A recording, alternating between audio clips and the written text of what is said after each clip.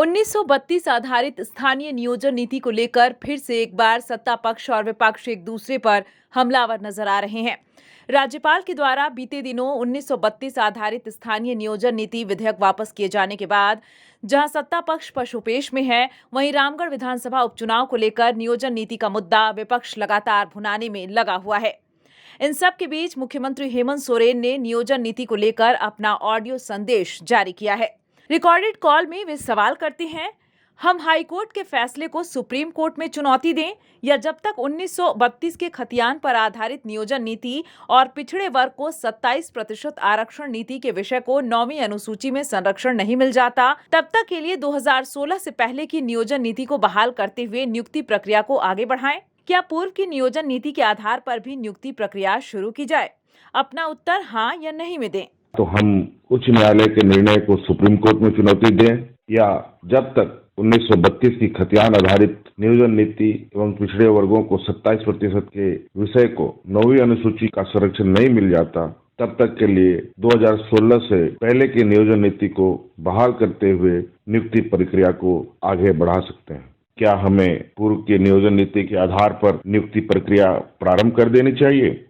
हाँ नहीं में आप अपना उत्तर दें। सरकार की ओर से जारी इस ऑडियो को लेकर राजनीति तेज है।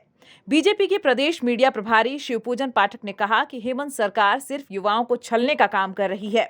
बीजेपी हमेशा से 1932 आधारित स्थानीय नियोजन नीति का समर्थन करती आई है, लेकिन सदन में मुख्यमंत्री हेमंत सोरेन एक बार बोलते हैं 1932 खतियान आधारित स्थानीय नियोजन नीति नहीं लागू हो पाएगा, फिर आनन फानन में इसे सदन से पास कर दिया जाता है। वहीं जब राज्यपाल के द्वारा इसे वापस किया जाता है तो ऑडियो संदेश जारी कर युवाओं को फिर से एक बार बरगलाने का काम कर रही है। कि बीजेपी शुरू से कह रही है कि इस राज्य की नियोजन नीति होनी चाहिए और सरकार की जो मंशा है, इन्होंने जो नीति लाने की कोशिश की, भारतीय जनता पार्टी ने हमेशा कहा कि आप जो ला रहे हैं उसको आप लागू कीजिए, हमेशा मांग रही एक विपक्ष के नाते, और उनके हित में ही आपने जिस चीज़ को लाया और उसको लागू कर दीजिए और यहाँ के युवाओं को रोजगार दीजिए। भारतीय जनता पार्टी केवल यही चाहती है कि यह सरकार नियोजन नीति बनाए और बेरोजगारों को रोजगार दे, लेकिन ये सारा जो खेल है ये खुद अपनी जाल में बुनते हैं, अपने ही फंसते हैं। कभी बोलते हैं 32 लागू हो नहीं सकता है, फिर जब इन पर ईडी का छापा पड़ता है तो फिर 32 की याद आ जाती है, फिर हाउस में 32 ले जाते हैं, फिर 32 राज्य सरकार को पूरा अधिकार है इनको करने का, अब उसको केंद्र के पाले में फेंकना चाहते हैं, फिर कोर्ट से रद्द होता है तो फिर अब फिर आए पहाड़ के नीचे जो आ जाता है ना ऊँट, उसी ढंग से फिर आ गए, अब राय ले रहे हैं। तो आखिर इन सारी चीज़ों के बीच ये युवाओं को जो ये मार झेलनी पड़ रही है, इसका जिम्मेवार कौन है?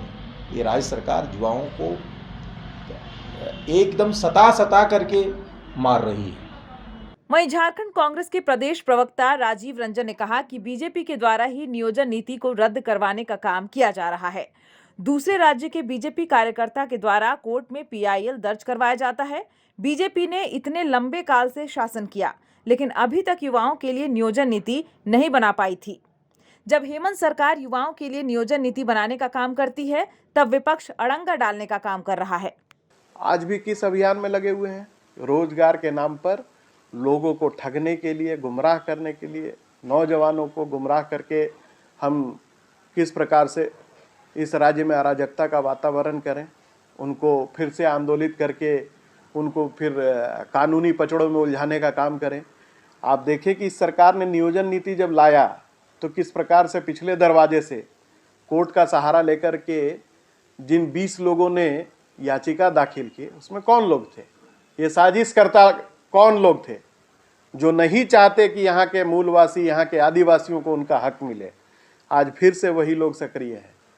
तो पर उपदेश कुशल बहुतेरे के तर्ज पर भारतीय जनता पार्टी राजनीति करना बंद करे।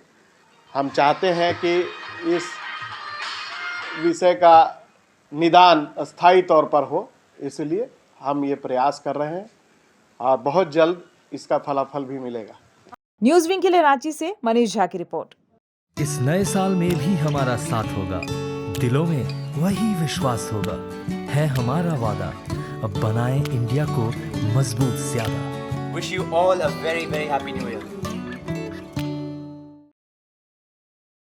Public school admission going on. RTE से भी एडमिशन जारी है। CCTV से लैस क्लासरूम, अत्याधुनिक लाइब्रेरी और लैब की व्यवस्था।